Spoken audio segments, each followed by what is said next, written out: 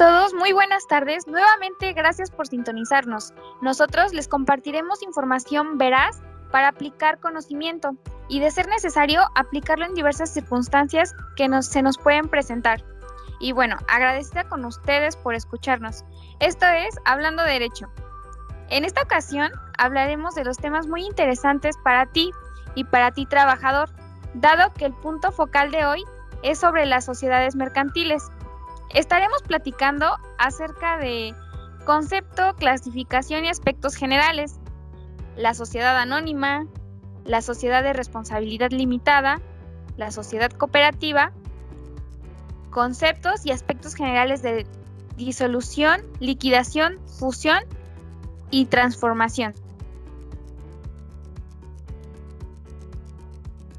¿Pero qué creen? Eso no es todo. El día de hoy tenemos unas invitadas que nos estarán acompañando durante el programa. Así que los invito a ponerse cómodos, a ir por alguna botanita y disfrutar del programa que hemos preparado para todos ustedes. Recuerden darle manita arriba y suscribirse al canal. Nuevamente bienvenidos y comencemos.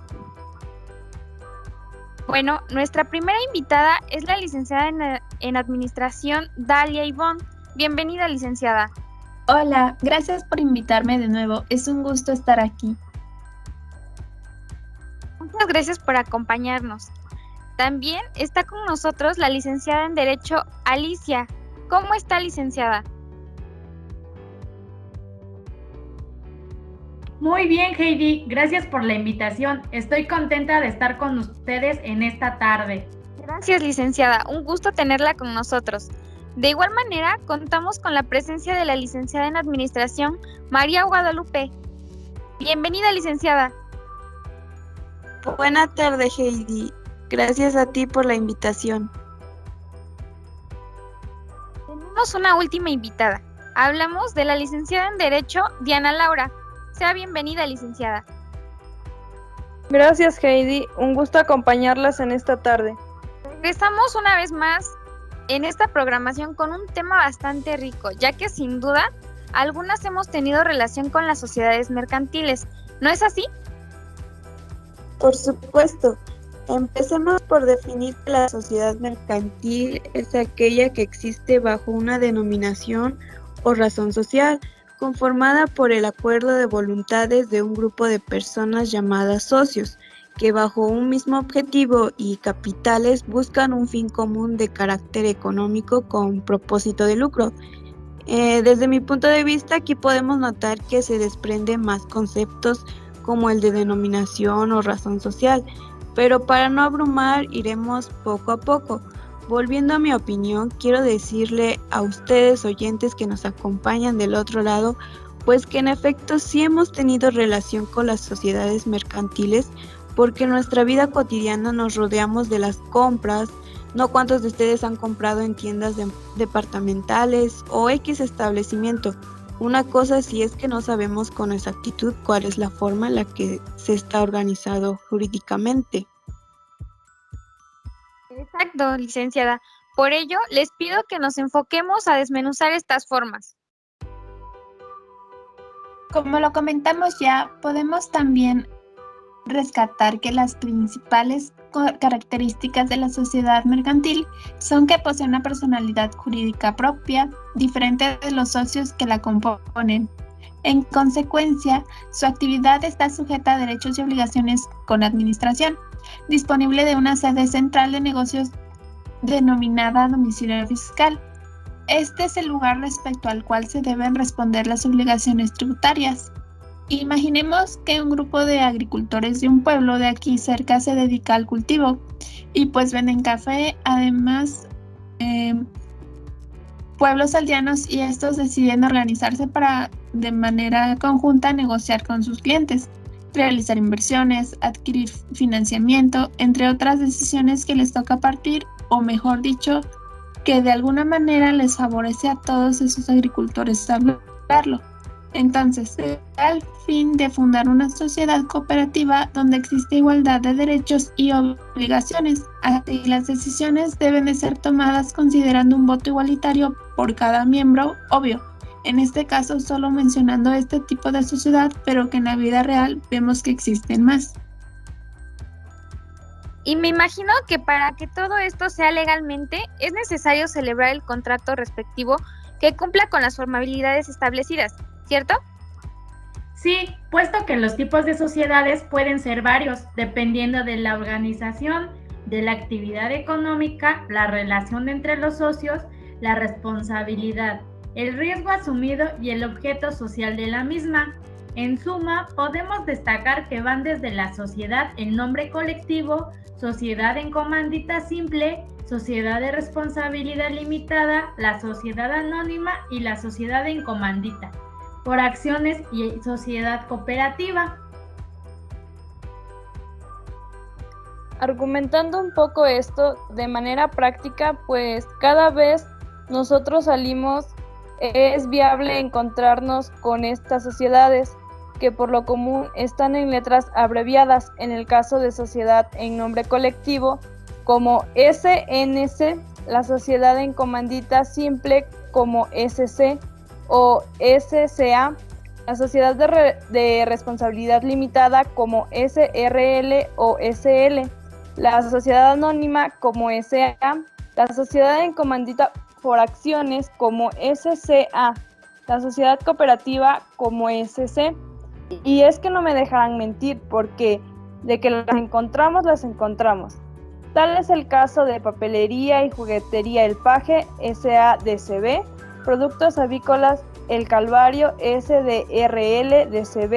Bebidas Purificadas, SADCB, Grumen Cárnicos, SADCB, Confecciones Mazara, SADCB, por mencionar algunas sociedades mercantiles, ubicadas en la región de Tehuacán, Puebla. De acuerdo, con estas empresas mencionadas realmente considerando que hay un sinfín de ellas, es bueno recordar que se consideran como empresas comerciales. Primero, las industriales dirigidas a la producción de bienes o servicios. Segundo, las que realizan una función de intermediación en la circulación de los bienes. Tercero, las empresas de transporte. Cuarto, las de la banca y seguros. Y quinto, aquellas que realizan una actividad auxiliar a las anteriores. Más adelante iremos aterrizando a fondo con estas sociedades, pero mientras díganme qué debe contener la escritura constitutiva de algunos de ellos. En sí, al momento de constituirse una sociedad a la vida jurídica, hay una nueva persona que es un sujeto jurídico. Esta tiene la capacidad de goce y capacidad de ejercicio distinto de las personas que la conforman o que la integran, y que crean un ente diverso, el cual tiene características propias, las cuales en primer lugar tenemos los nombres, la nacionalidad y domicilio. Luego encontraremos el objeto de la sociedad, su razón social o denominación, su duración, el importe del capital social y la expresión de lo que cada socio aporte en dinero o en otros bienes, el valor atribuido a estos y al criterio seguido para su valorización. De aquí desprendemos que desde el principio es importante identificar qué tipo de personas son las que van a agruparse. En cuanto a la nacionalidad, pues debemos indicarla porque qué tal y en una de esas queremos que un extranjero se nos une a la sociedad. Ahora que el domicilio igual suma para saber dónde se localiza la sociedad. A partir de esto es igual preciso indicar a qué tipo de actividades se van a dedicar. No sé, se me ocurre en la fabricación de juguetes.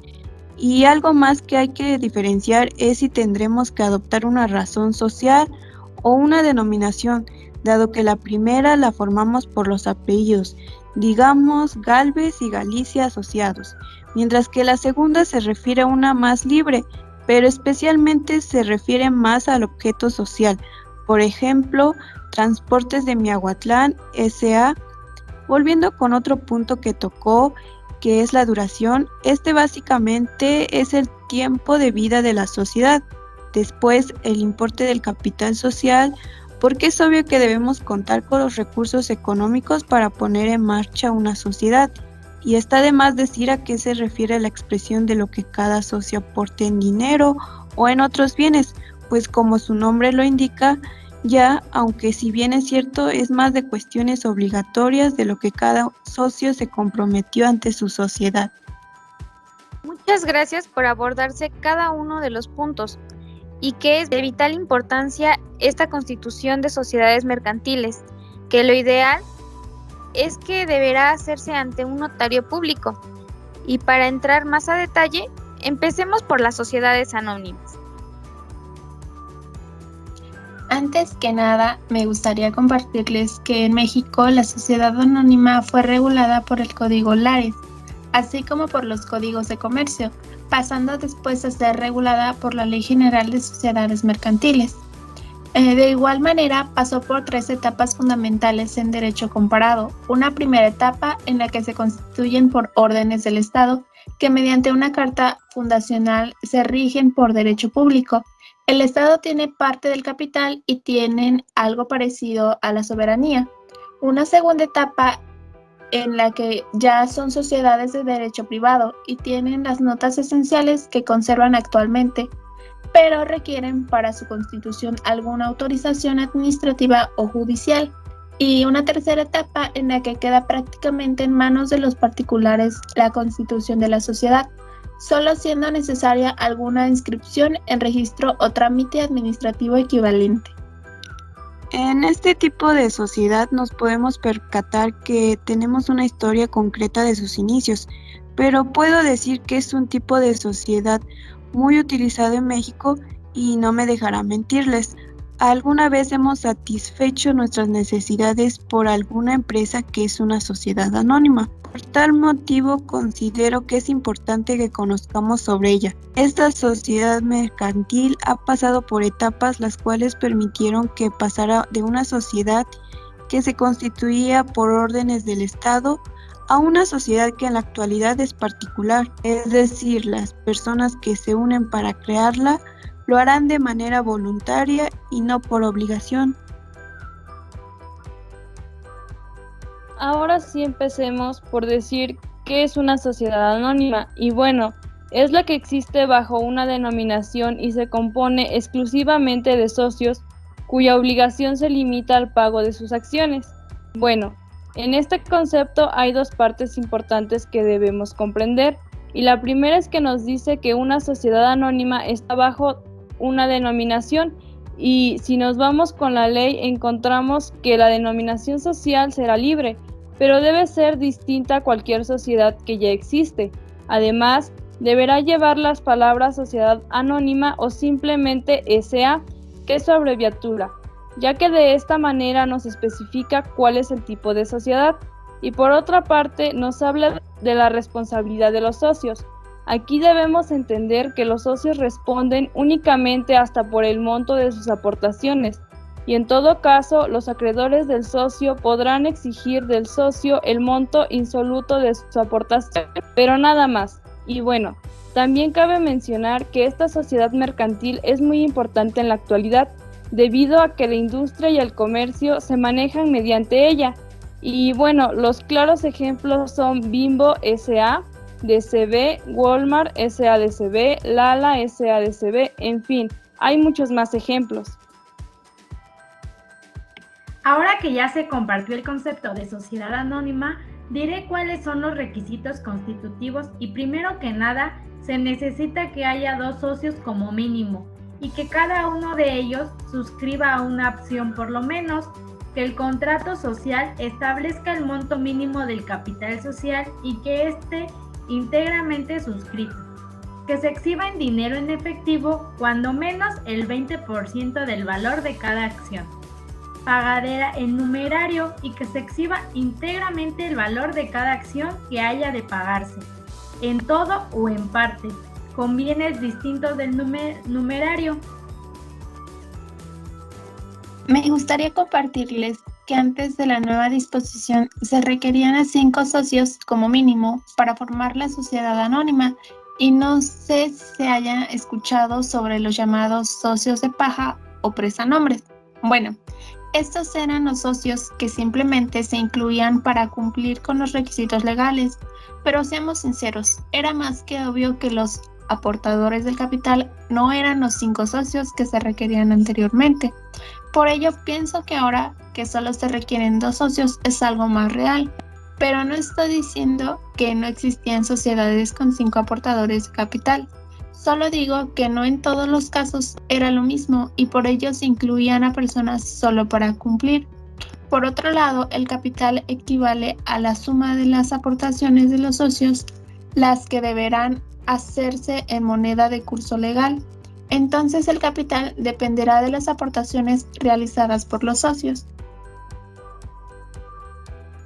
Bueno, ahora quiero que me digan cuáles son las formas de constitución de una sociedad anónima. Por favor.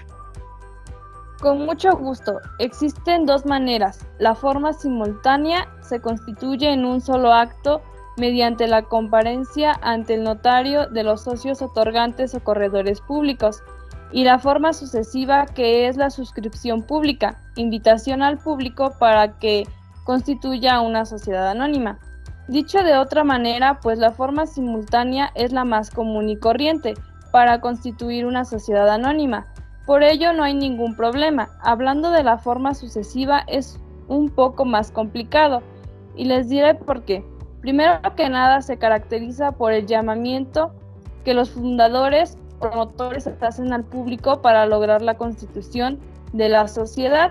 Y bueno, en este caso existen algunas fases del procesamiento constitutivo, las cuales son redacción y depósito del programa. Aquí básicamente los fundadores redactarán y depositarán en el registro un programa el cual deberá contener el proyecto de estatutos de la futura sociedad.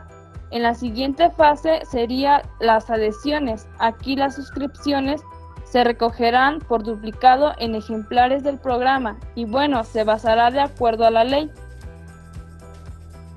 Después de que se hayan hecho las exhibiciones legales y de igual manera se haya suscrito el capital contable, los fundadores de la sociedad anónima tendrán un plazo de 15 días para que publiquen la convocatoria a la reunión de la Asamblea General Constitutiva.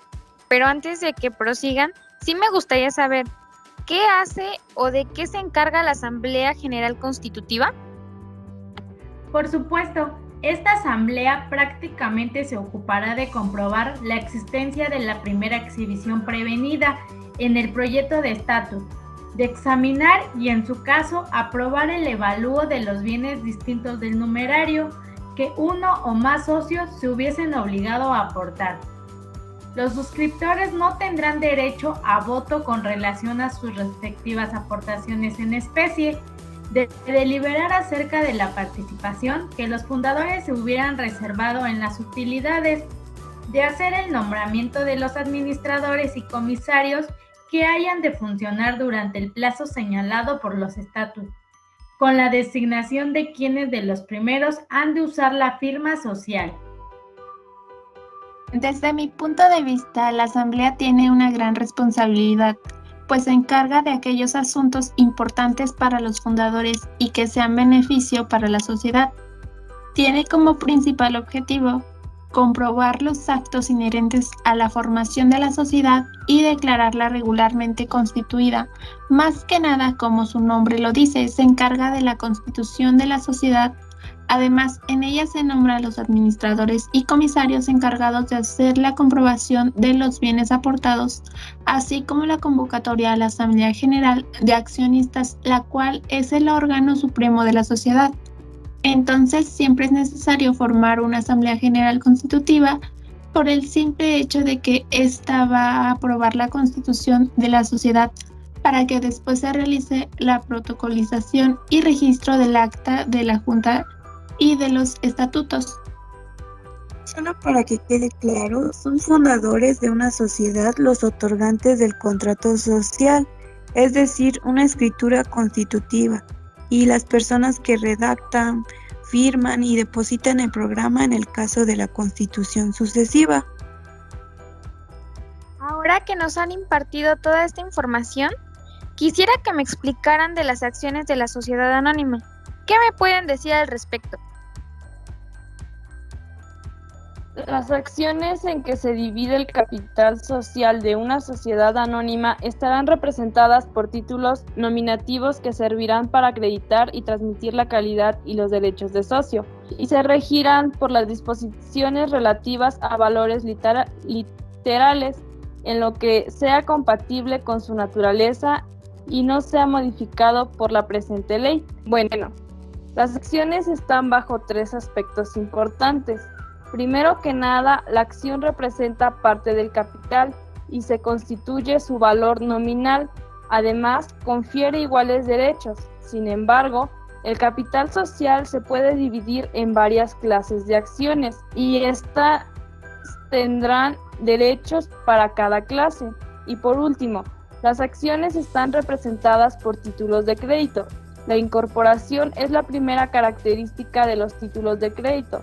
Y quisiera mencionar que las acciones conocidas, títulos de participación, se rigen por la Ley General de Sociedades Mercantiles, y lo que no está previsto en esta ley lo podemos encontrar por la Ley de Títulos y Operaciones de Crédito.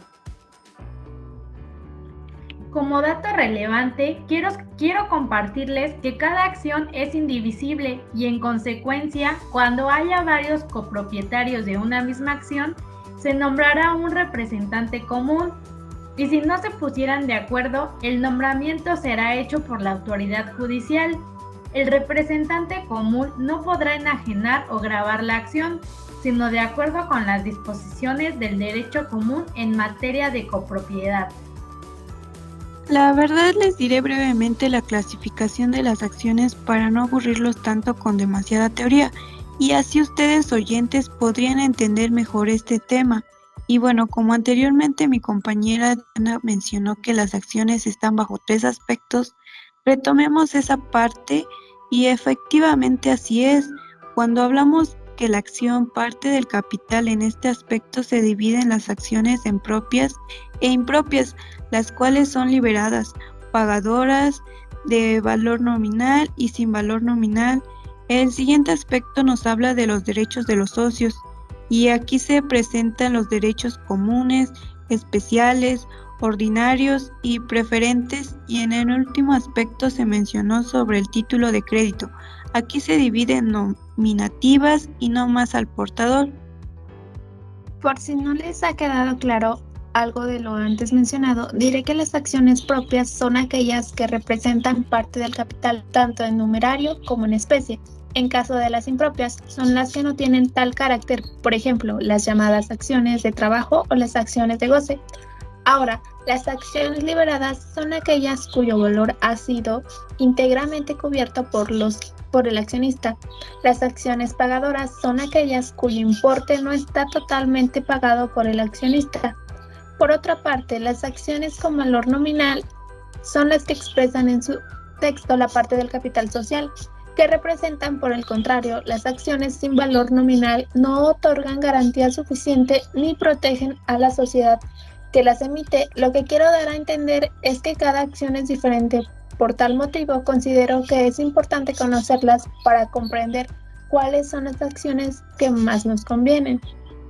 Para terminar con este tema, hablemos sobre la Asamblea Extraordinaria y se preguntarán, ¿por qué?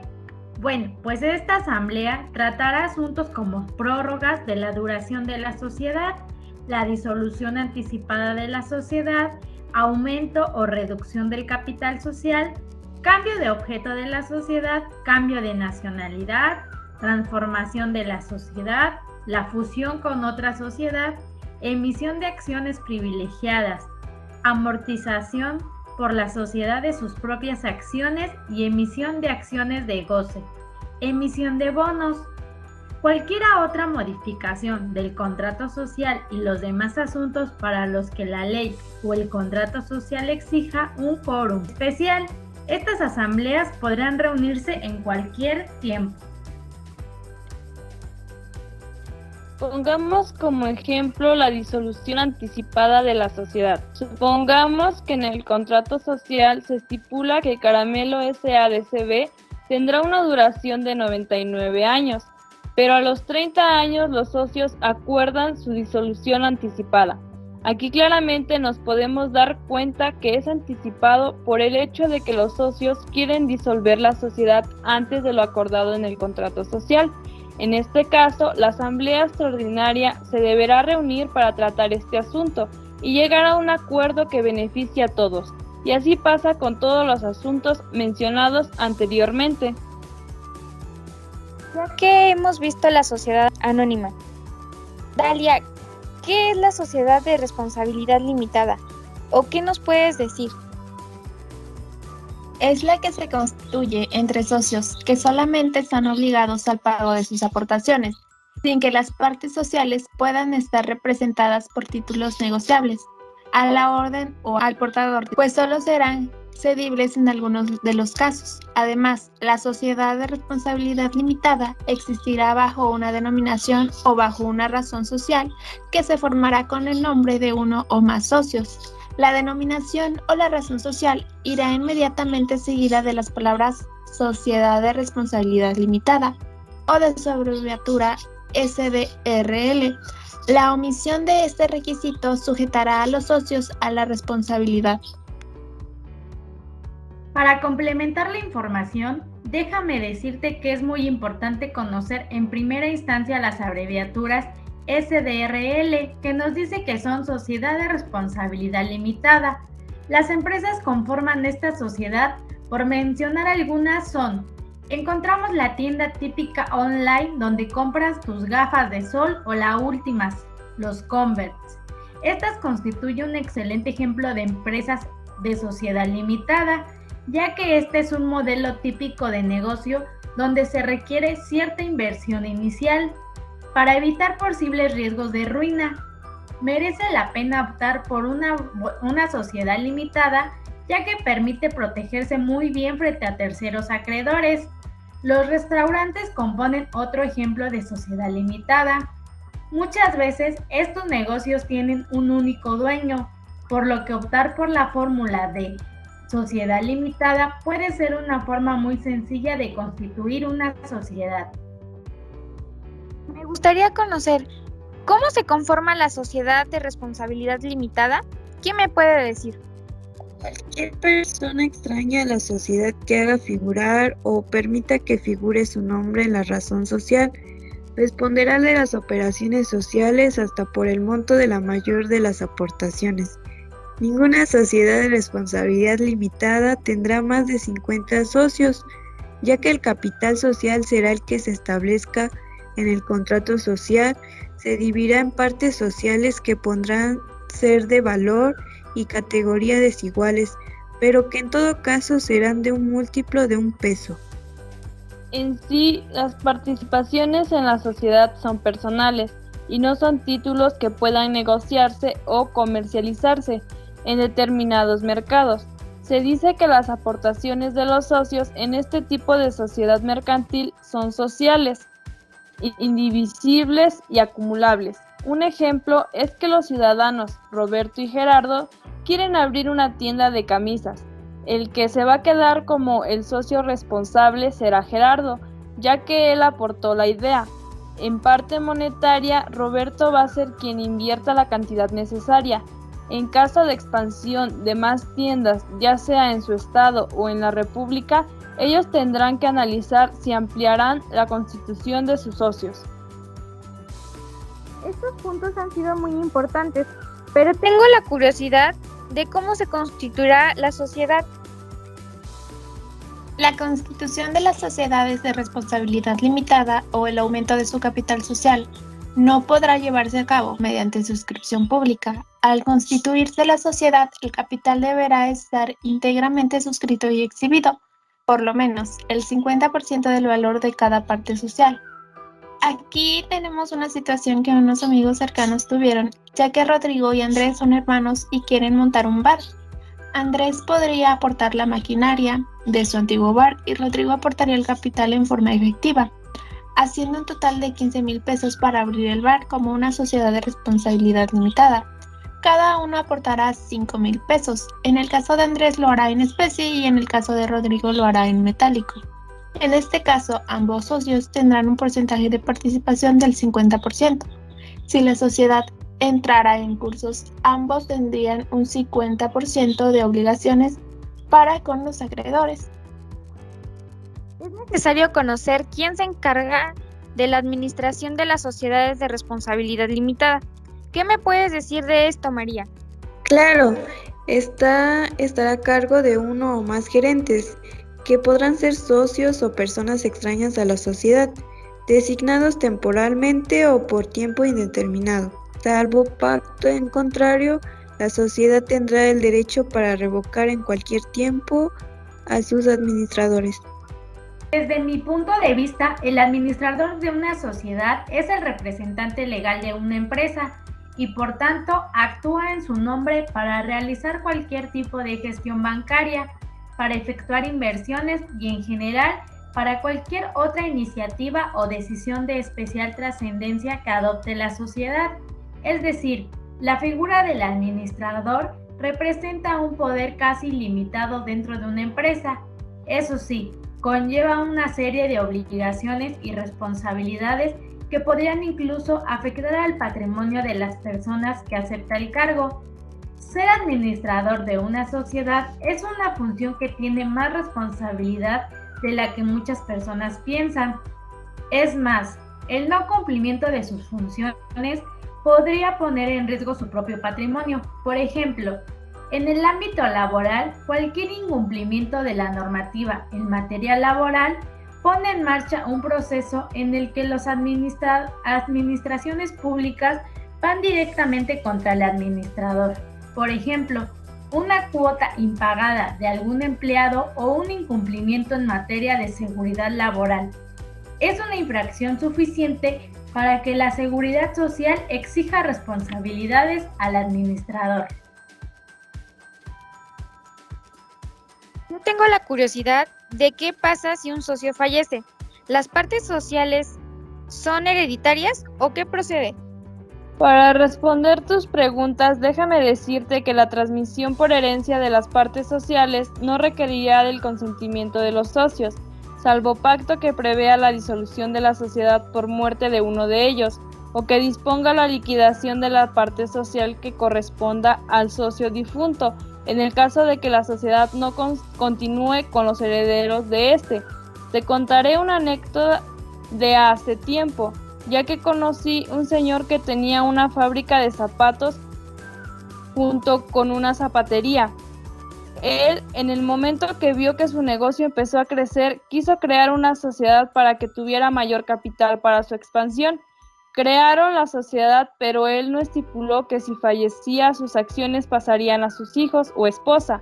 Un día este señor tuvo un accidente automovilístico, donde por desgracia perdió la vida. Su familia, como conocía de la empresa, su hijo mayor fue el que tomó posesión de la parte de su padre.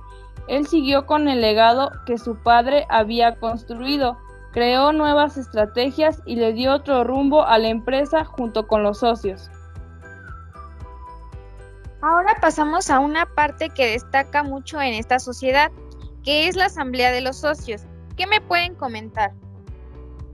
Es el órgano supremo de la sociedad. Sus resoluciones se tomarán por mayoría de votos de los socios que representen, por lo menos la mitad del capital social, a no ser que el contrato social exija una mayoría más elevada, salvo estipulación en contrario. Si esta cifra no se obtiene en la primera reunión, los socios serán convocados por segunda vez, tomándose las decisiones por mayoría de votos, cualquiera que sea la porción del capital representado.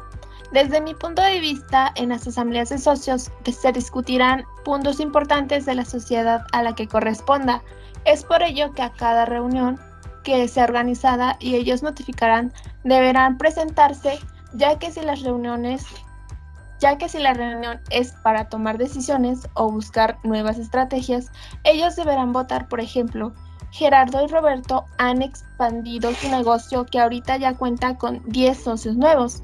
Son citados para la presentación de la nueva línea de camisas para votar qué diseño será el usado. Es importante que estén todos para que puedan participar en la votación. Tengo la curiosidad sobre qué deberá poseer la sociedad de responsabilidad limitada. ¿Qué me puedes decir al respecto? Claro, esta llevará un libro especial de los socios, en el cual se inscribirá el nombre y el domicilio de cada uno, con indicación de sus aportaciones y la transmisión de las partes sociales. Esta no surtirá efectos respecto de terceros, sino después de la inscripción. Cualquier persona que compruebe un interés legítimo tendrá la facultad de consultar este libro, que estará al cuidado de los administradores, quienes responderán personal y solidariamente de su existencia regular y de la exactitud de los datos.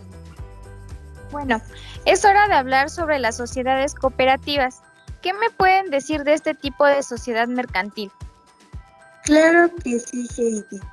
La sociedad cooperativa es una forma de organización social integrada por personas físicas con base en intereses comunes y en los principios de solidaridad, esfuerzo propio y ayuda mutua, con el propósito de satisfacer necesidades individuales y colectivas a través de la realización de actividades económicas de producción, distribución y consumo de bienes y servicios.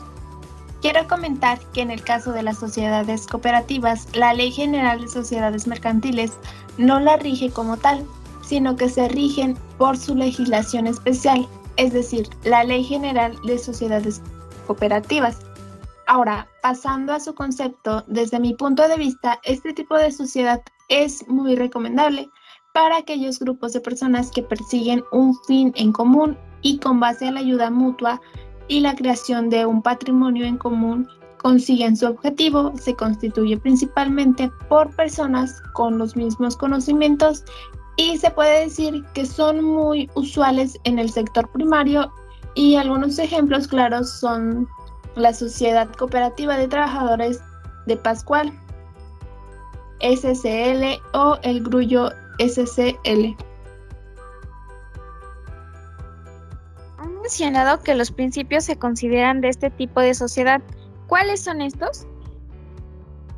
Las sociedades cooperativas deberán observar en su funcionamiento principios de libertad de asociación y retiro voluntario de los socios, administración democrática, limitación de intereses a algunas aportaciones de los socios, si así se pacta, distribución de los rendimientos en proporción a la participación de los socios, fomento de la educación cooperativa y de la educación en la economía solidaria, participación en la integración cooperativa, respeto al derecho individual de los socios de pertenecer a cualquier partido político o asociación religiosa y promoción de la cultura ecológica.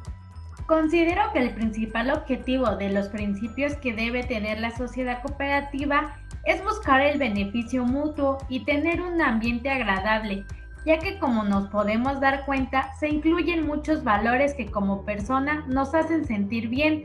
Bueno, para mí es importante que respeten mis decisiones y, por ejemplo, si me uní a otras personas para crear una sociedad cooperativa, pero por cualquier motivo decido retirarme, los demás deben respetar mi decisión.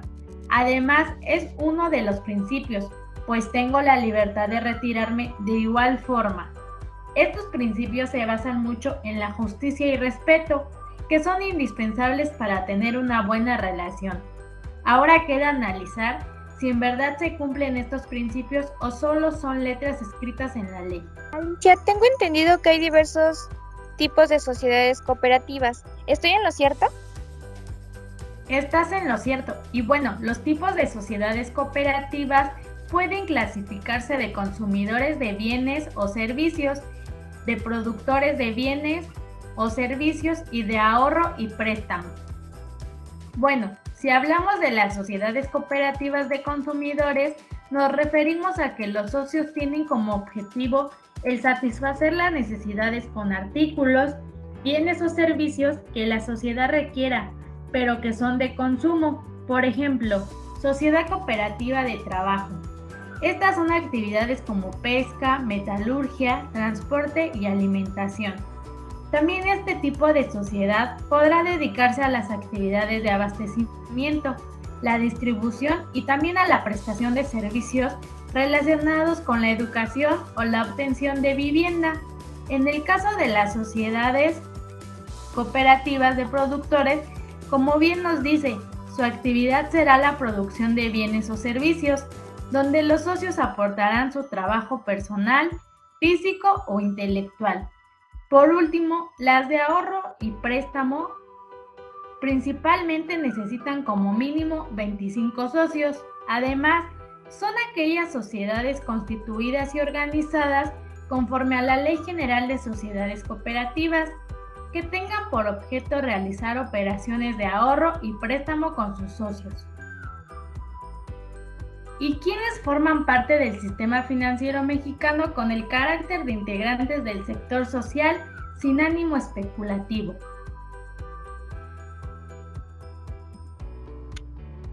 Un ejemplo más claro de las sociedades cooperativas de consumidores es que supongamos que entre nosotros 5 queremos ser socias para la realización de un fraccionamiento. Entonces juntas recursos y con ellos se emprende la construcción. Obviamente tendríamos que comprar el terreno, el material de construcción y regirnos bajo la Ley General de Sociedades Cooperativas, ya que tenemos que tomar en cuenta muchos aspectos como lo ambiental, beneficio para quienes quieran obtener una de nuestras casas cuando ya esté terminada la obra, al igual que dicha construcción ayuda con la economía local dependiendo de la ubicación, además de que por un tiempo se generarían empleos, ya que la construcción no se llevará a cabo en un mes, puede ser que lleguen a demorar hasta un año o más, y de igual manera es beneficio para nosotras mismas. Para todo esto, ¿cuál es la responsabilidad de la sociedad cooperativa? El régimen de responsabilidad de los socios que se adopte surtirá efecto a partir de la inscripción del acta constitutiva en el Registro Público de Comercio. Entre tanto, todos los socios responderán en forma subsidiaria por las obligaciones sociales que se hubieran generado con anterioridad a dicha inscripción. Las personas que realicen actos jurídicos como representantes o mandatarios de una sociedad cooperativa no inscrita en el Registro Público de Comercio responderán del cumplimiento de las obligaciones sociales frente a terceros, subsidiaria, solidaria e ilimitantemente sin perjuicio de la responsabilidad penal en que hubieran incurrido. En mi punto de vista, todos aquellos que cuenten con una sociedad cooperativa deben de estar regidos bajo la ley, ya que no es justo que unos los estén y otros no. Tengo un conocido que no hizo caso respecto a darse de alta como sociedad cooperativa y cuando hubo un tipo censo de este tipo de sociedades lo multaron por contar ya con la empresa y deslindarse de la ley. Puedo asegurar que así como mi conocido hay muchas más personas y a veces es difícil darse cuenta de la realidad porque en nuestro país las leyes no son cumplidas como debe de ser y no hacemos nada por cambiarlo. Muchas veces decimos que mientras no se den cuenta no pasa nada, pero es muy triste ver cómo nuestra sociedad ignora la ley y como dicen por ahí, vamos de mal en peor. En caso contrario, ¿qué sucede? Si es lo contrario, a partir del momento de la firma de su acta constitutiva, las sociedades cooperativas contarán con personalidad jurídica, tendrán patrimonio propio y podrán celebrar actos y contratos, así como asociarse libremente con otras para la consecución de su objetivo social. El acta constitutiva de la sociedad cooperativa de que se trate se inscribirá en el Registro Público de Comercio que corresponda a su domicilio social. Y en realidad es lo mejor y lo correcto para beneficio de todos, porque como lo veíamos en un podcast anterior, si cumplimos con las obligaciones podemos exigir en cualquier momento nuestros derechos. Entonces, si los integrantes de las sociedades cooperativas cumplen con las obligaciones, cuando se firme el acta constitutiva, estos obtendrán beneficios que son los derechos que les corresponden. Y aunque suene tal vez un poco extraño, podríamos decir que es un intercambio. Tú como sociedad cumples con tus obligaciones, respetas la ley, entonces obtendrás aquellos derechos que te van a beneficiar y permitir realizar tu actividad sin ningún problema. Ya nos hemos dado cuenta de que cada sociedad tiene su chiste. hablando coloquialmente, pues todas se rigen de manera distinta. Por ello, por lo que a cada una se le dedica un capítulo dentro de nuestra Ley General de Sociedades Mercantiles. Pero hay algo que sí comparten. ¿No es así, Dalia?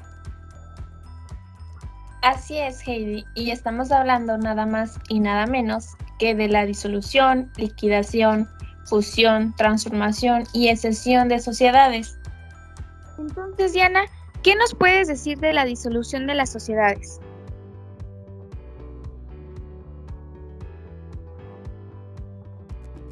Cuando se alude a la disolución de la sociedad, se está haciendo referencia a la resolución del negocio social y no a la extinción de la persona moral nacida de él, pues ésta, aunque pierde su capacidad para realizar nuevas operaciones, subsiste para efectos de resolver en una etapa posterior llamada liquidación los vehículos jurídicos establecidos por la sociedad con terceros y con sus propios socios y por los socios entre sí.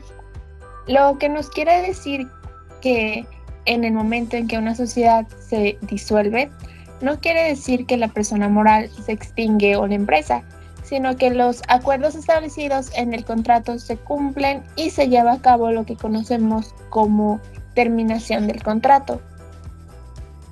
Entonces, ¿puede seguir existiendo la persona moral? Así es, pero por obvias razones no poseerá la misma administración ni se regirá de la misma forma. No pierde su personalidad jurídica, sino solo su capacidad legal para el cumplimiento de su objetivo mismo. También la sociedad se disuelve por consentimiento unánime de los socios, por haberse cumplido el término prefijado en el contrato de sociedad, por la realización completa del fin social, o por haberse vuelto imposible la consecución del objeto de la sociedad, por la muerte o incapacidad de uno de los socios que tenga responsabilidad ilimitada por los compromisos sociales, salvo que en la escritura constitutiva se haya pactado que la sociedad continúe con los sobrevivientes o con los herederos de aquel, por la muerte del socio industrial, siempre que su industria haya dado nacimiento a la sociedad, por la renuncia de uno de los socios cuando se trate de sociedades de duración indeterminada y los otros socios no deseen continuar asociados, siempre que esa renuncia no sea maliciosa ni extemporánea. Hablando del primer punto, en muchas ocasiones, por diferentes causas personales o externas, los socios deciden dar fin a su sociedad, pero la terminación de esta debe ser aceptada por todos o al menos la mayoría, no porque uno ya se quiera ir o ya decida que ya no quiere continuar, obligará a los otros a darle fin al contrato. No, para esto existen las asambleas. Cabe aclarar que en este aspecto también tiene mucho que ver la entidad de socios que requiere cada sociedad. Por ejemplo, en la sociedad cooperativa se requiere un mínimo de 5 socios, pero si uno se va, por ende se tendrá que disolver la sociedad, aunque a los demás no les parezca. Ahora bien, tocando el segundo punto, en los contratos creados al momento del nacimiento de la sociedad, los socios ya tienen un periodo determinado de la duración de esta. Por ende, si se llega a la fecha de culminación, se debe de disolver la sociedad. La muerte de algún socio parece no ser importante ni influyente en esto, pero vaya que se equivocan si piensan eso, pues puede que el papel que jugaba dicho socio era crucial en la organización.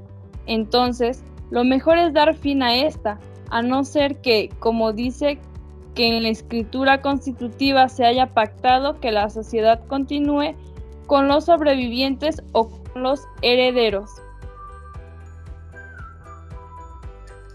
Igual en el caso de que a la muerte de un socio la sociedad hubiere de continuar con los supervivientes, se procederá la liquidación de la parte que corresponda a los socios difuntos para entregarla a su sucesión.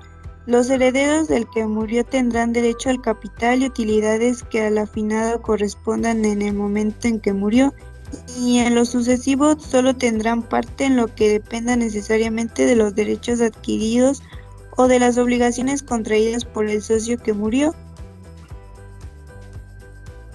Entonces, aunque el socio ya no esté presente, aún quedan sus sucesores, y son ellos los que deberán recibir todos los derechos y obligaciones que poseía este miembro.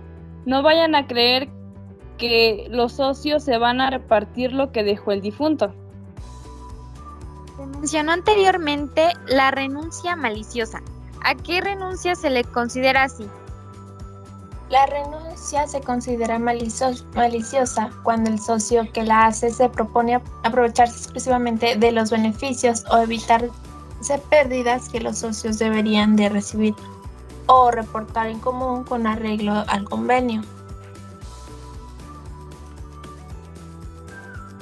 Por ejemplo, si en una sociedad se están teniendo problemas económicos con los acreedores y los socios, saben que tendrán que asumir grandes pérdidas, pero uno de ellos renuncia tiempo antes de hacerse cargo de esta obligación, con tal de no perder nada. Es considerada una renuncia maliciosa, pues evitó a toda costa sus obligaciones y solo pensó en su bien económico. Bueno, por último, para aclarar, Diana, ¿podrías comentarnos acerca de la disolución? Claro, la disolución de la sociedad nos dice que no modifica los compromisos contraídos con terceros. Entonces, podemos considerar que a pesar de haber concluido esta sociedad y de haber terminado con los compromisos internos, también deben de cubrir los externos. Y una vez dicho esto, Dalia, me gustaría que me comentaras acerca de la liquidación de una sociedad. Por supuesto. Bueno, cuando se disuelve la sociedad, se pondrán inmediatamente en liquidación, la cual se practicará dentro del plazo de 6 meses, salvo pacto en contrario. Cuando la sociedad se ponga en liquidación, debe agregarse a su nombre las palabras en liquidación. Y entonces, después de disolver una sociedad, viene la parte más interesante para los miembros de esta, la repartición del capital.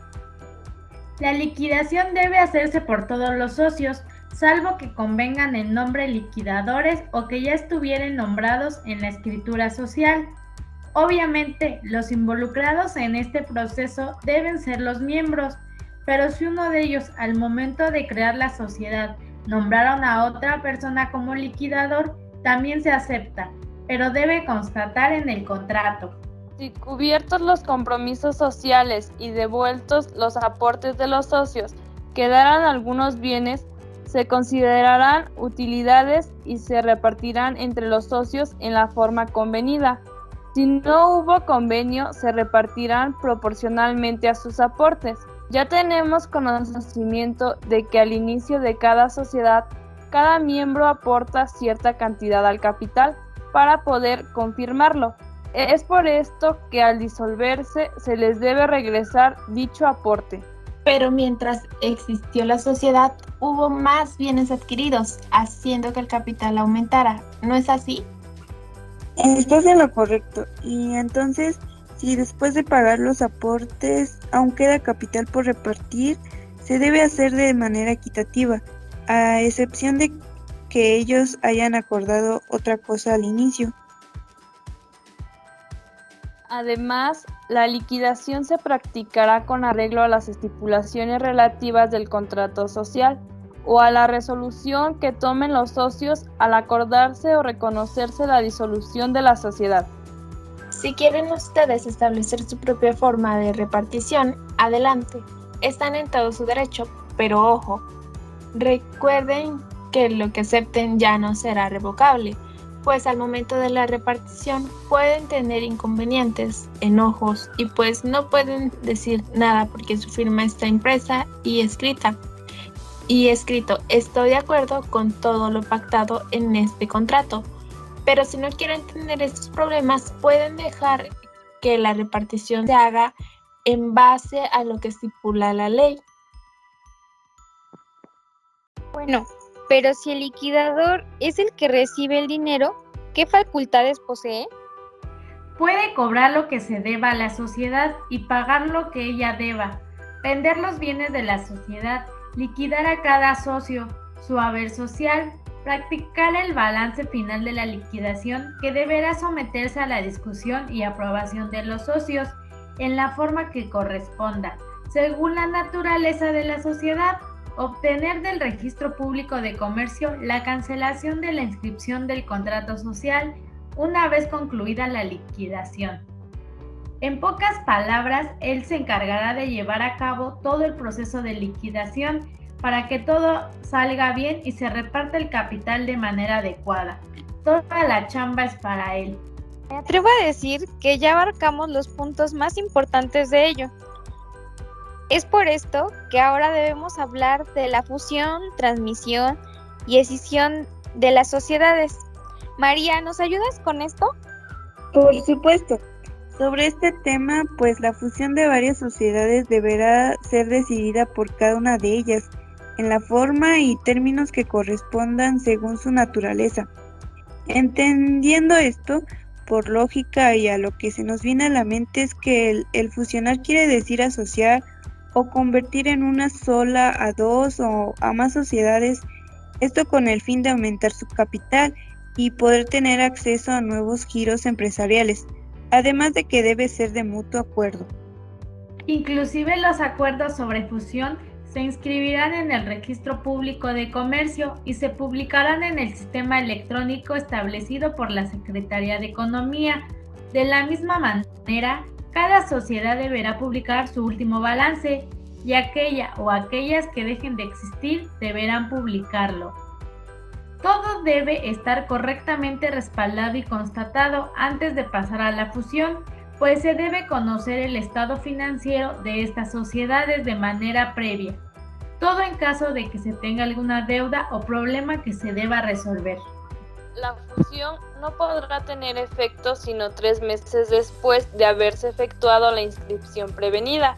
Durante dicho plazo, cualquier acreedor de las sociedades que se fusionan podrá oponerse judicialmente en la vía sumaria a la fusión, la que se suspenderá hasta que cause ejecutoria la sentencia que declare que la oposición es infundada. Digamos que si se concluye un 5 de febrero dicha difusión, surtirá efecto después del 5 de mayo, aunque pues en muchos casos alguno de los socios no siempre está de acuerdo con esta decisión, y aunque los demás quieran llevar a cabo la fusión, si él se opone antes de acabar los 3 meses, tiene derecho a apelar y justificar el porqué de su rechazo. Pero si no hay queja, todo prosigue y se lleva a cabo la fusión. Entonces ya no son dos sociedades ajenas, ya son una misma y ahora comparten obligaciones. Bueno, prosigamos. La fusión de sociedades incluye a distintas, no exclusivamente un tipo, sino varias. Por ende, iniciarán una sociedad completamente nueva. María, ¿nos hablarías un poco sobre la escisión? Claro, se da la escisión cuando una sociedad denominada escindente decide extinguirse y divide la totalidad o parte de su activo, pasivo y capital social en 2 o más partes, que son aportadas en bloque a otras sociedades de nueva creación denominadas escindidas, o cuando la escindente sin extinguirse aporta en bloque parte de su activo, pasivo y capital social a otra u otras sociedades de nueva creación. Sí, por ejemplo, el Patito SADCB decide ya acabar consigo misma. Puede dividir sus activos, pasivos y capital a otras empresas nuevas, y de hecho, si quiere quedarse con algo, puede hacerlo, y la porción que decidas dejar se podrá repartir equitativamente a distintas sociedades de nueva incorporación. En suma, la escisión solo podrá acordarse por resolución de la asamblea de accionistas o socios, digamos que por la mayoría exigida para la modificación del contrato social, ya que si no se plantea en estas juntas o los miembros no tienen conocimiento de la intención de escisión, no se podrá llevar a cabo, pues se necesita de toda la aprobación y análisis de esto. Ahora bien, los accionistas o socios que voten en contra de la resolución de escisión gozarán del derecho a separarse de la sociedad. Ningún miembro será obligado a aceptar la escisión de su sociedad. Entonces, tiene la opción de separarse de ellos o no ser parte de ese show. En este proceso se persiguen objetivos como la descentralización o separación de actividades, consiguiendo estructura personal autónoma, con personalidad jurídica independiente. En ocasiones la decisión evita el crecimiento excesivo de una identidad, adaptándola así a particularidades sectoriales. Entonces, si vemos que nuestra sociedad ya es excesivamente grande y compuesta por muchos socios, que puede provocar que todo se salga de las manos, pueden optar por esta opción y poder eliminar la descentralización de responsabilidades y poder repartirlas. Ha sido una tarde muy interesante. En este episodio de Hablando Derecho, hemos aprendido cosas nuevas e interesantes que en algún momento dado puedes aplicarlas. Esperamos que este podcast haya sido de tu agrado y tristemente nos despedimos de todos ustedes, pero no sin antes compartirles nuestro aprendizaje de esta tarde. Les agradezco cada una de sus aportaciones en esta tarde. Considero personalmente que la principal importancia que tienen las sociedades mercantiles es acatar un compromiso a fin de un beneficio global y generalizado, de tal manera que al organizar la unión de varios socios se pueden considerar diversos puntos de vista, así como nuevas estrategias y expectativas, las cuales ayudarán a fortalecer y mejorar la estructura de la sociedad, propiciando así el desarrollo de las habilidades de cada integrante, a fin de generar conductas favorables y de propósitos mutuos para la obligación de buenos resultados a beneficio de todos. Pero no es tan sencillo como parece, puesto que se requiere de contratos legales expedidos y regidos por la ley, dependiendo del tipo de sociedad que se pretende emprender. Actualmente estamos rodeados de este tipo de sociedades y se pueden localizar en cualquier ciudad, dentro de la República Mexicana e incluso en el extranjero. Sin embargo, es posible que muchos de nosotros desconocíamos este tipo de sociedades, es decir, tal vez solo las habíamos visualizado en el nombre de algún establecimiento, pero no sabíamos el significado de tales siglas. Así que, si nuevamente las volvemos a ver en locales o establecimientos, con este tipo de siglas ya sabremos a qué hacen referencia y más que nada a qué tipo de sociedad son. Y no solo eso, puesto que para ello también es necesario que la sociedad cuente con ciertas características, desde su ubicación, su razón social, hasta el criterio para su valoración. Pero, ¿quién nos puede apoyar con este tipo de sociedades? Bien, pues quien nos puede encaminar en dado caso que queramos emprender una sociedad cooperativa es un notario público. Claro está que hay de notarios a notarios, pero son la mejor opción como asesores, para que de esta manera al crear la sociedad te rijas bajo la ley y así evitar gastos y complicaciones durante el trayecto de la misma. También, en esta tarde tan agradable, me llevo conocimiento sobre las sociedades anónimas, ya que son de las más utilizadas en nuestro país, puesto que para la creación de la misma, los socios se unen de manera voluntaria y no se ven obligados a pertenecer a una. Anteriormente, la sociedad necesitaba mínimo 5 socios y había socios que solo prestaban el nombre como requisito. Pero en realidad, quienes estaban a cargo solo era 1 o 2. Sin embargo, eso no ha terminado, pues actualmente aún sucede esto, que supuestamente hay alrededor de 5 socios, pero quien dirige y es el dueño del circo solo es 1. Al igual que hay sociedades anónimas, también hay sociedades de responsabilidad limitada y al contrario de la anterior, en esta sociedad los socios están obligados al pago de sus aportaciones. Este tipo de sociedades también se considera hereditaria, puesto que si un socio fallece, su heredero puede ocupar su lugar. También lo que atrajo mi atención son las sociedades cooperativas, ya que no solo mira el bien individual, sino el bien comunitario a través de actividades económicas, de producción, de distribución e incluso de consumo y de servicio. Al igual que las anteriores sociedades, debe de contar con ciertas características, pero de igual manera depende del tipo de sociedad cooperativa que sea. Y claro, como todo tipo de sociedad cooperativa tiene ventajas, Desde que todos los miembros son responsables y deben de colaborar con el manejo de la sociedad, hasta sus desventajas como la lentitud en la toma de decisiones y entre otras a encontrar. A decir verdad, son muchos aspectos a considerar, dependiendo del tipo de cooperativa. Es por eso que la Ley General de Sociedades Cooperativas a cada una se le otorga un capítulo. Por otro lado, también está la disolución de sociedades.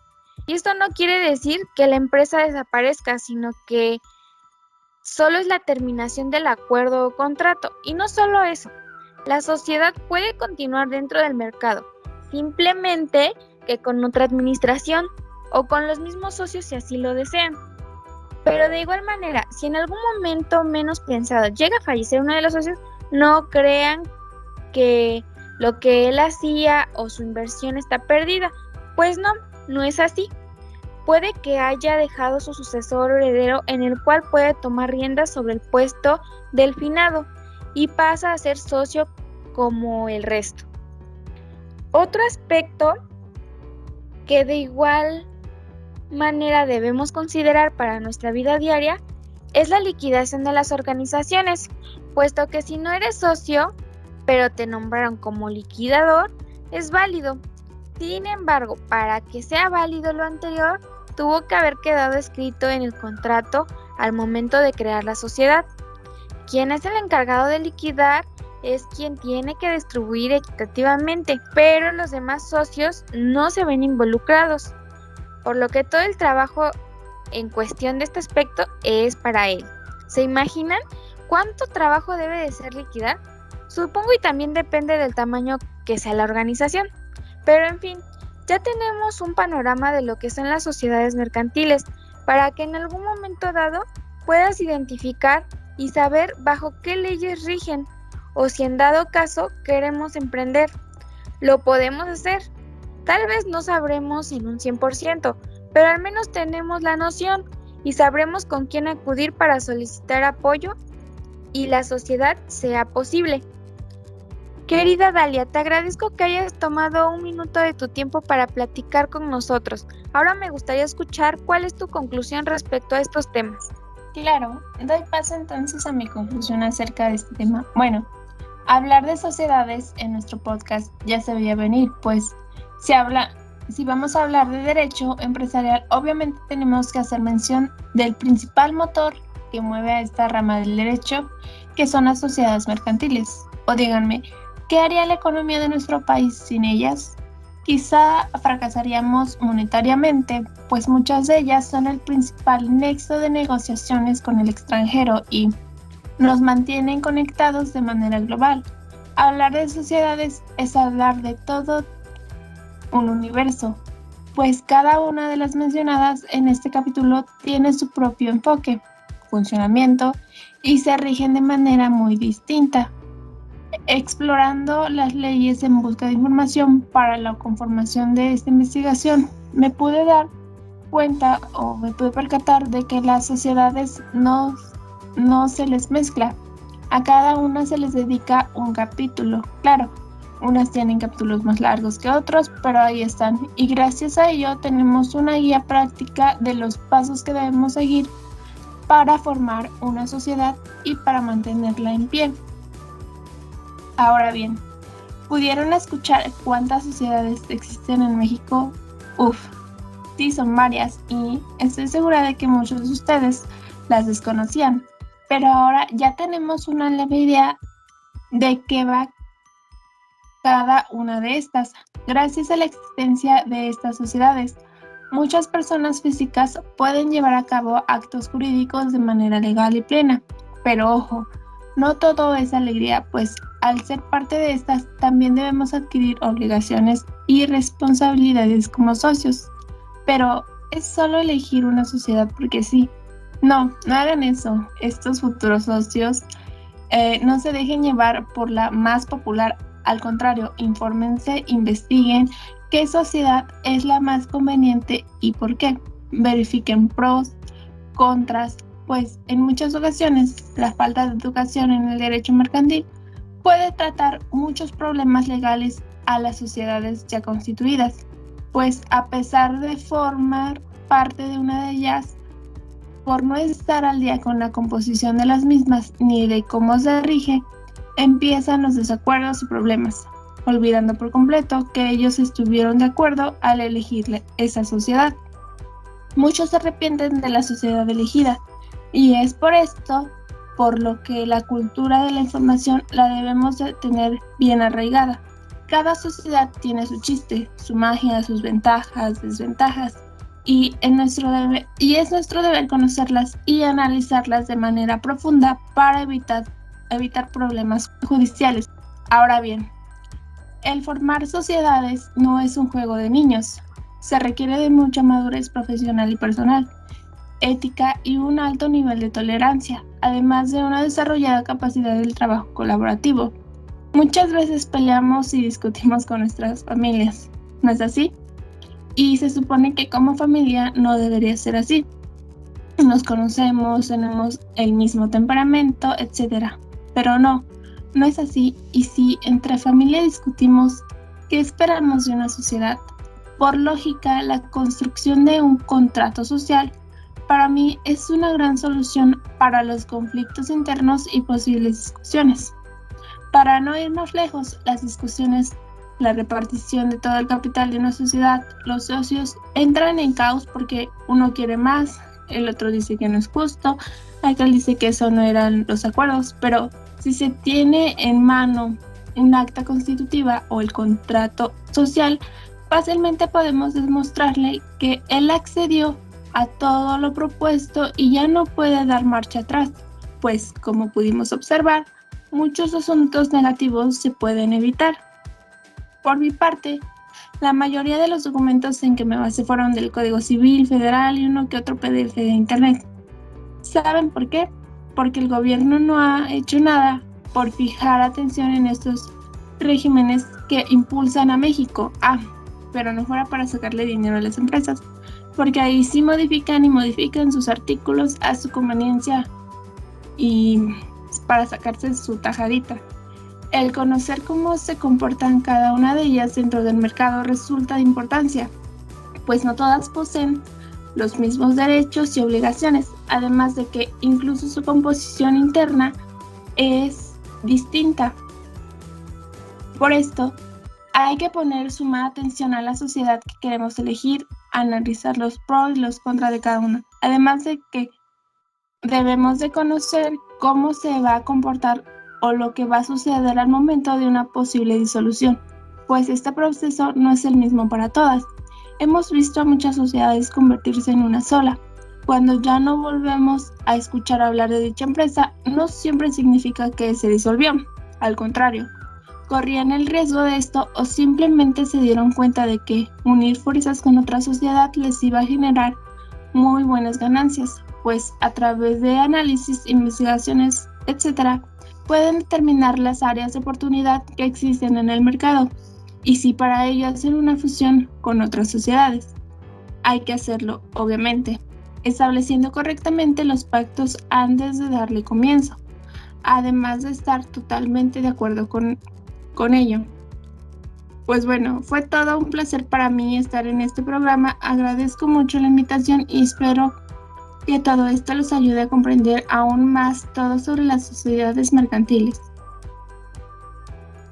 Gracias, licenciada. Continuamos con usted, licenciada María. ¿Usted qué opina respecto a lo hablado en esta tarde? De mi parte, primeramente, para concluir, hay que mencionar que para muchas personas no hay momento más importante que el iniciar una empresa, ya sea con sus ahorros o con el apoyo, pero esto no es solamente designar un nombre y ya. El proceso de generar una sociedad conlleva, aparte de todo un papeleo, una verdadera decisión. Por eso hay que elegir bien, ya que una sociedad mercantil se forma voluntariamente por personas que quieren compartir un objetivo económico. Existe bajo una razón o denominación social determinada, por medio de capitales apartados por los socios y debe cumplir con ciertos requisitos en función del tipo de sociedad.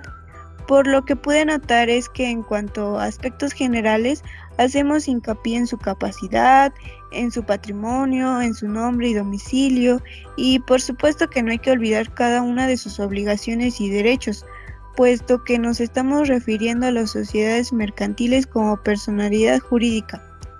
Ahora bien, me percaté que en la Ley General de Sociedades Mercantiles de nuestro México, hasta en los capítulos le dedican un tipo de sociedad, la cual podemos encontrar desde las normas para la constitución, su funcionamiento, su fusión, transformación y escisión, disolución, liquidación, por mencionar estos. Y si nos vamos a cada tipo de sociedad mercantil, que por lo común están en letras abreviadas, inicialmente la sociedad en nombre colectivo, donde considero que para muchas personas esta sociedad es la forma más natural de asociarse, porque hablando directo es evidente la incapacidad que implican para los socios responder con el patrimonio personal de forma adicional e ilimitada de la deuda insolvente de la sociedad.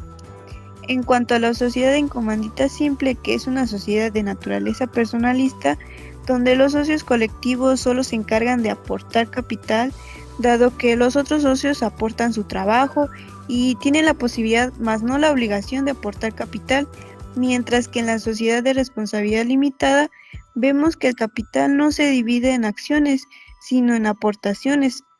Los socios solamente están obligados al pago de sus aportaciones sin que las partes sociales puedan estar representadas por títulos negociables a la orden o al portador. Después, con la sociedad anónima, que viene siendo de tipo capitalista, en la que justamente el capital se divide en acciones, digamos que la responsabilidad patrimonial de cada socio corresponde solo al pago de sus acciones, que desde mi punto de vista brinda mejor seguridad financiera. Además, es la más usada en nuestro país, ya que su forma uniforme en el valor de las acciones y su libertad de aceptación de socios e inversionistas implica un mayor crecimiento económico. Con lo que respecta a la sociedad en comandita por acciones, donde su capital se representa por acciones y no todos los socios deben cumplir las mismas obligaciones, en ella intervienen los colectivos, los únicos responsables de las deudas sociales. Finalmente, con la sociedad cooperativa, me gusta un poco a cómo suena, ya que se caracteriza porque su administración es democrática. Los rendimientos se reparten en función al nivel de participación de cada socio.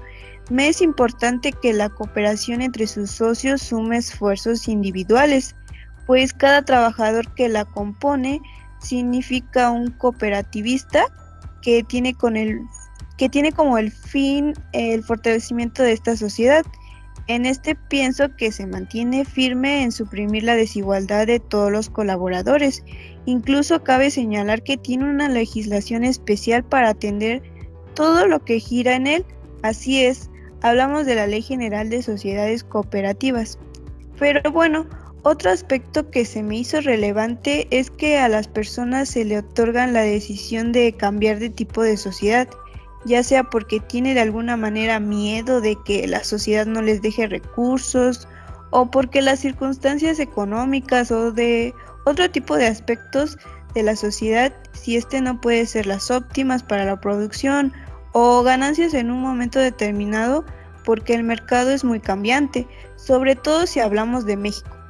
Por otro lado, considero que fue pertinente hablar de que la sociedad mercantil puede disolverse, tomando en consideración su previa liquidación para poder extinguirse, y que pues dejará de tener personalidad jurídica, estando a la espera de que se liquide de forma total a los socios que la integren, así como resolviendo el negocio que los mismos consideran su integración.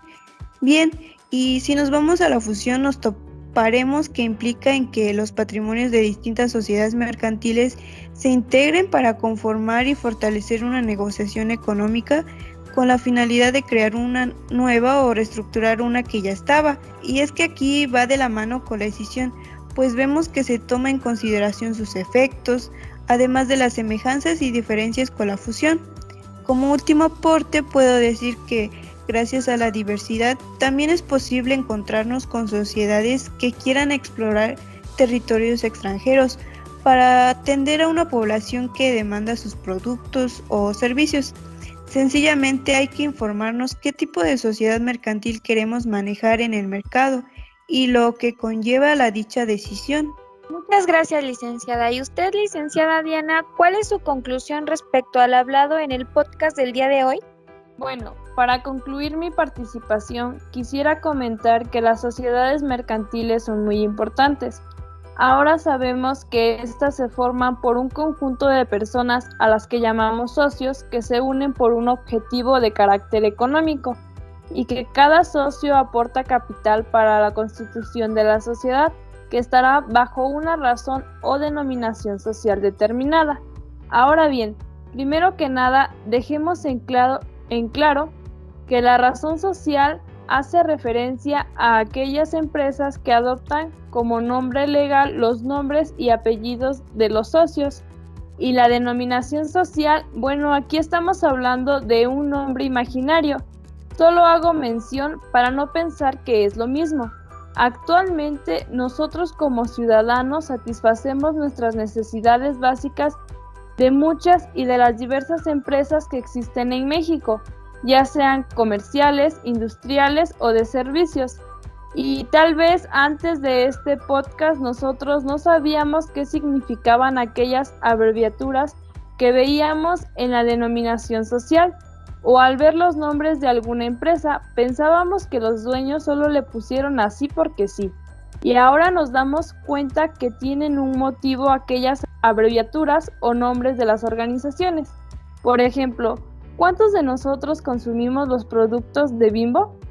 Pues creo que por lo menos alguna vez lo hemos hecho, pero siempre le hemos dicho Bimbo, cuando en realidad su nombre es Grupo Bimbo Sociedad Anónima Bursátil de Capital Variable, o simplemente Grupo Bimbo SAB-DCB, de manera más simplificada. Tal vez es muy largo, pero es importante conocer los diferentes tipos de sociedad mercantil. Bueno, de igual forma, sabemos que la Ley General de Sociedades Mercantiles nos establece cuáles son aquellas 7 sociedades que existen en México. Y como nos pudimos dar cuenta en el transcurso de este episodio, cada tipo de sociedad es diferente. Por ejemplo, las sociedades anónimas, desde mi punto de vista, son las más comunes, por así decirlo, pues esta sociedad sienta las bases sólidas para posibles expansiones, crecimiento o incremento de capital. Se representa con una denominación social, pero seguido de su nombre debe llevar por lo menos las abreviaturas SA para dar a entender que se trata de una sociedad anónima.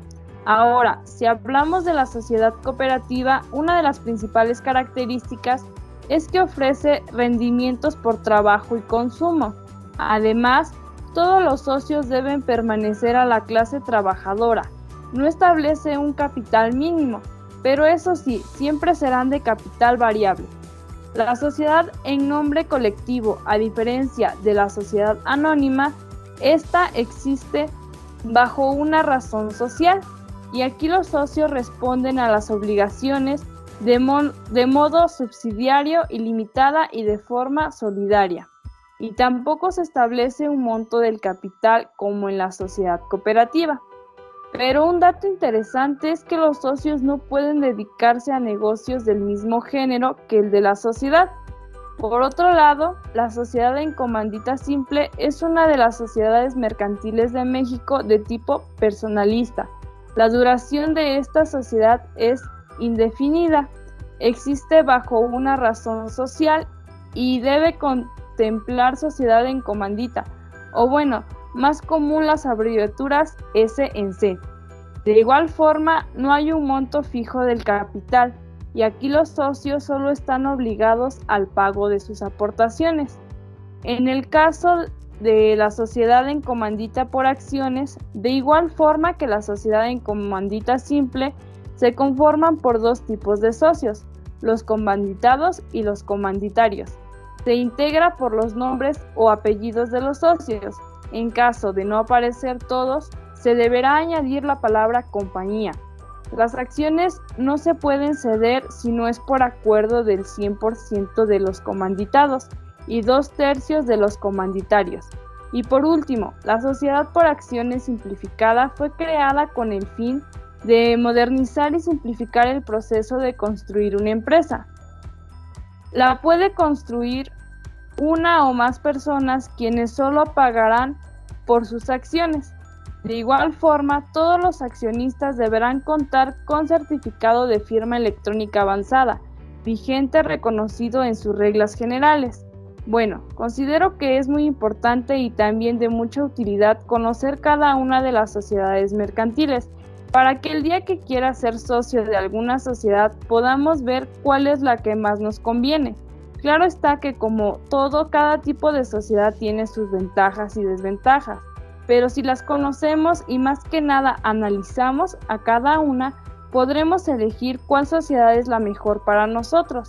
Por último, quiero mencionar que no es solo decir voy a unirme con otras personas para crear una sociedad de cualquier tipo. Esto lleva a un proceso. Ahora bien, así como existe la constitución de la sociedad, también está la parte de la disolución de ella. Y bueno, aun cuando la sociedad quede disuelta, se conservará su personalidad jurídica para los efectos de la liquidación. Bueno, la liquidación se refiere a cobrar lo que se le debe a la sociedad y pagar lo que ésta deba, es decir, terminar con los pendientes que se tengan, y la liquidación culmina con la cancelación del contrato social. Cuando las sociedades se fusionan, lo realizan de alguna forma para el beneficio de ambas. Por ejemplo, para aumentar los ingresos de las sociedades o disminuir costos, o también para aumentar las utilidades. Y bueno, desde mi punto de vista, hablar de las sociedades mercantiles es sin duda muy extenso, debido a que todos nos servimos de las diferentes sociedades sin saber sus aspectos y todo lo que conllevan. Muchas gracias, licenciada. Nuevamente le agradezco su presencia en esta tarde. Licenciada Alicia, ¿usted qué opina de lo dicho anteriormente? Para finalizar, voy a darte mi conclusión sobre estos temas que vimos, ya que las sociedades mercantiles, lo que yo aprendí que son aquellas organizaciones a través de las cuales se pueden llevar a cabo las actividades comerciales. Estas son reguladas en nuestro país por el Código de Comercio y la Ley General de Sociedades Mercantiles, ya que éstas se encargan de regular desde su construcción, así como su actividad comercial, al establecer que deben encontrarse legalmente constituidas y registradas ante la entidad jurídica. Estas son constituidas por dos o más socios que tienen en común la aportación de dinero, bienes o industria con el fin de desarrollar una actividad económica y obtener un beneficio. Dentro de las ventajas de la construcción de las sociedades mercantiles, podemos decir que la más principal es que permiten adaptarse a las necesidades de los socios, ya que existe variedad de ellas con el mismo propósito de la obtención de un beneficio. Lo primordial de una sociedad es la reunión de un capital generalmente mayor al que podía reunirse de manera individual. Así tendrá la posibilidad de expandirse, ya que se obtiene una reducción de costos de producción. En México se cuenta con varios tipos de sociedades, entre ellas se encuentra la sociedad anónima. Esta es una entidad que, como hemos dicho, tiene personalidad jurídica y tiene por tanto lo que llamamos la capacidad jurídica, por lo que puede ser titular de bienes y derechos al contratar y comprometerse igual que las personas físicas, donde los socios adquieren una responsabilidad limitada al capital que han aportado. Un ejemplo de esta sociedad anónima se encuentra la inmobiliaria VIX S.A., constructora de viviendas. Esta sociedad solo está compuesta por 6 socios, los cuales invierten una importante cantidad de dinero.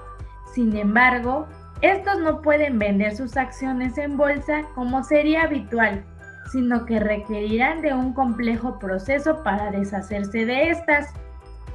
La sociedad que más llamó la atención, ya que siento que es la que más se usa es la sociedad de responsabilidad limitada, que se constituye con un mínimo de 2 socios y un máximo de 50, que solamente ellos están obligados al pago de sus aportaciones.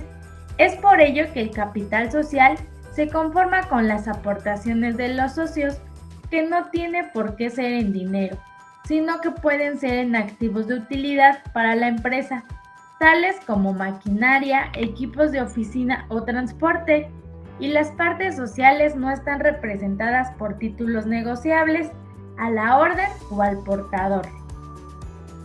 Y solo serán cedibles en los casos y con los requisitos que se establecen. La principal ventaja de esta sociedad es que en caso de que la sociedad mercantil adquiera deudas, estas no deben ser respondidas con el patrimonio personal de los socios de la empresa, sino solo con el dinero aportado a la empresa limitada. El hecho de no responder personalmente a las deudas de esta sociedad, como ejemplo de estas empresas de responsabilidad limitada, encontramos los gimnasios. Es que estos constituyen un modelo de negocio relativamente incierto. Para abrirlos hay que invertir en un local, además de comprar o alquilar numerosa maquinaria y material de pesas. Muchos de estos negocios, al empezar, van en busca de inversionistas externos, lo que hace que la sociedad limitada sea un requisito imprescindible a la hora de constituirlos. Y por último, pero no menos importante, tenemos a la sociedad cooperativa. Esta está integrada por un grupo de personas que con intereses comunes satisfacen necesidades individuales y colectivas a través de la realización de actividades de producción, distribución y consumo de bienes y servicios. Las principales características de esta sociedad nos dicen que esta sociedad debe funcionar sobre principios de igualdad dentro del régimen de derechos y obligaciones de sus miembros. Así como tiene ventajas, también tiene desventajas, las cuales las decisiones son compartidas por todos los socios. En lugar de centralizarse en una persona, los socios suelen tener otros trabajos remunerados donde tienen que cumplir un horario fijo. Esto a veces dificulta llevar adelante la gestión de la compañía.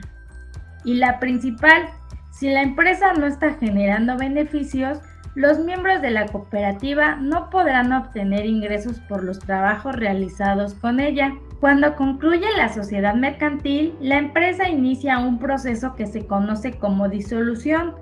No hace desaparecer a la persona moral, pero sí modifica en forma absoluta su objeto, ya que se le impide continuar desarrollando sus actividades de manera normal, debiéndose limitar tan solo a concluir las operaciones que se hayan realizado y distribuir finalmente el patrimonio neto o haber social entre los socios o los accionistas.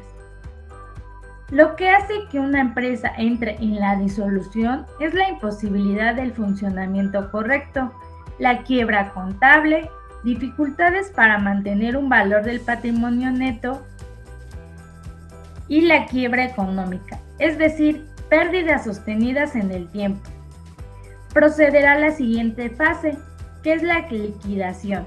Este es el proceso por el cual se van enajenando los derechos y bienes de la empresa.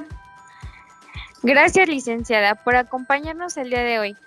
Han sido conclusiones muy interesantes. Pienso que hemos sido claras con la audiencia. Pero, ¿qué creen?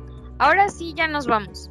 Verdaderamente el gusto ha sido para mí contar con su presencia y a ustedes, querida audiencia, que hacen que nuestra programación continúe cada vez con nuevos aprendizajes.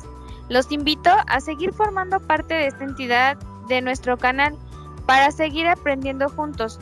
Bueno, esto ha sido todo por hoy y no se les olvide sintonizarnos en el próximo programa y de regalarnos un like. Y si eres nuevo, te invito a suscribirte. Hasta pronto.